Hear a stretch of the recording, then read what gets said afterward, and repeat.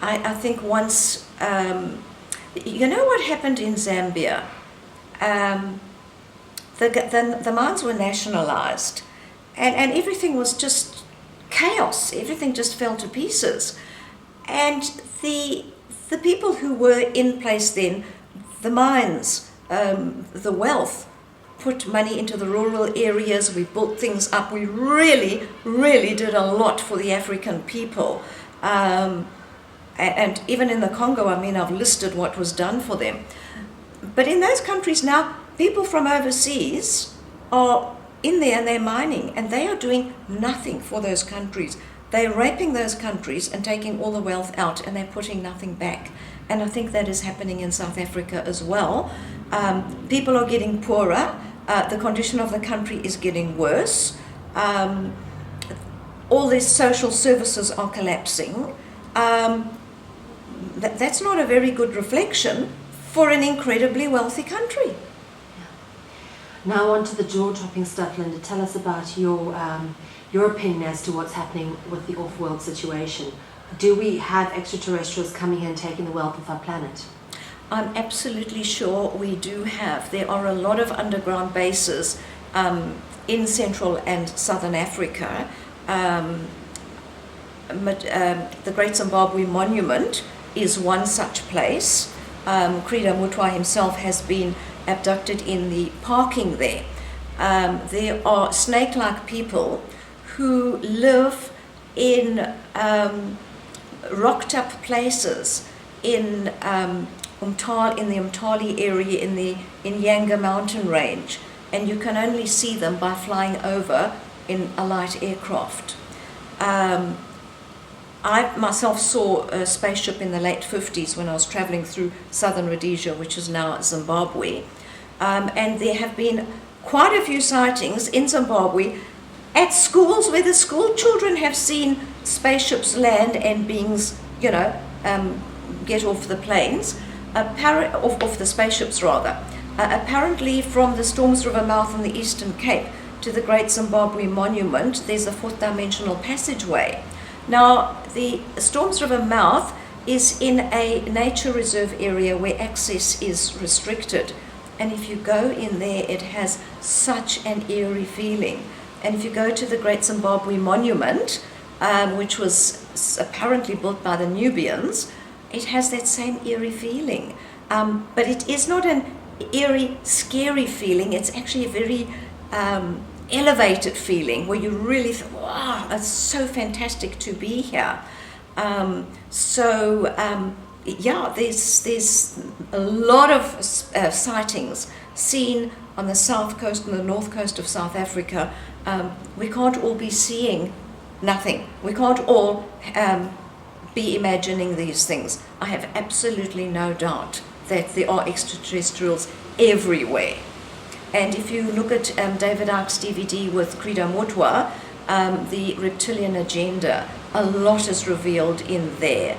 And there's such a wealth of information about all of this stuff that people must open their eyes and have a look, and they'll understand what's really happening. Why is it you think that the mainstream newspapers aren't cottoning onto this kind of information? Surely it would make front page news, and why is it not coming into the fore if so many people are seeing it and more people are becoming aware of it? I think the newspapers help to ridicule anything like this, and I think very few people even bother to report it to the newspapers because they know they're going to get ridiculed. I think they're trying to suppress the information. They don't want us to know this. And when we ask why would that be the case, we've got to look at who owns the newspapers. And when we see who owns the newspapers, we just put another piece of the jigsaw puzzle together. Yeah. This is the realities, unfortunately.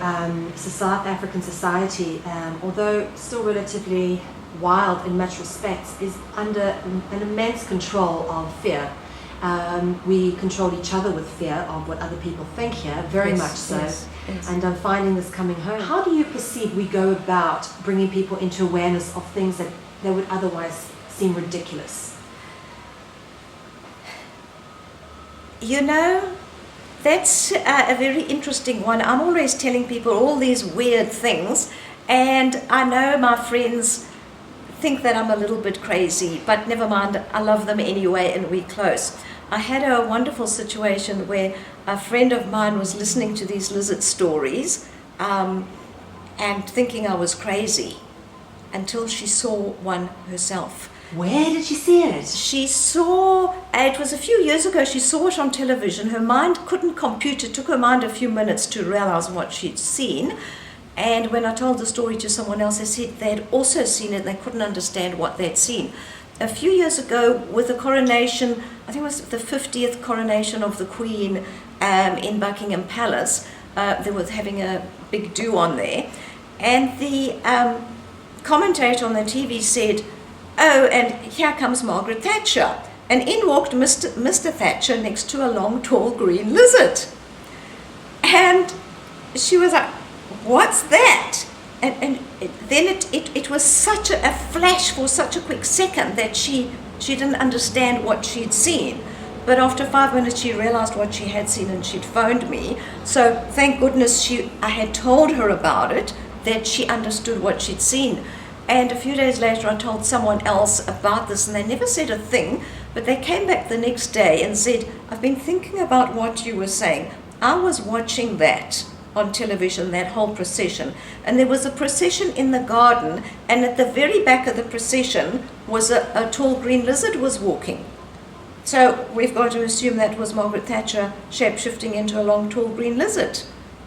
So, when people do mock me and so on, I do understand. It's bizarre. I do understand that people cannot accept that. But those are the people who get to see it. So, then they understand, because now the bush is on the other foot, and it's up to them to go and tell other people that they've just seen something really, really strange.